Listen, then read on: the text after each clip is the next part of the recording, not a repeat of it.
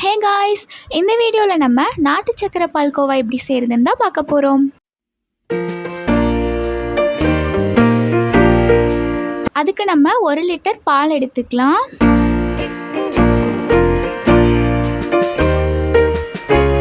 பால் பொங்கிராமல் இருக்க இந்த மாதிரி நல்லா நம்ம மிக்ஸ் பண்ணி விட்டுட்டே இருக்கணும்.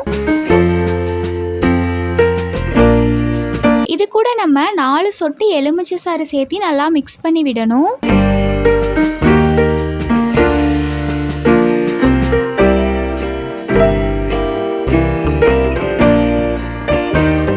பால் திக்கான அப்புறமா 100 கிராம் அளவுக்கு நாட்டு சக்கரை சேர்த்திக்கிறேன்.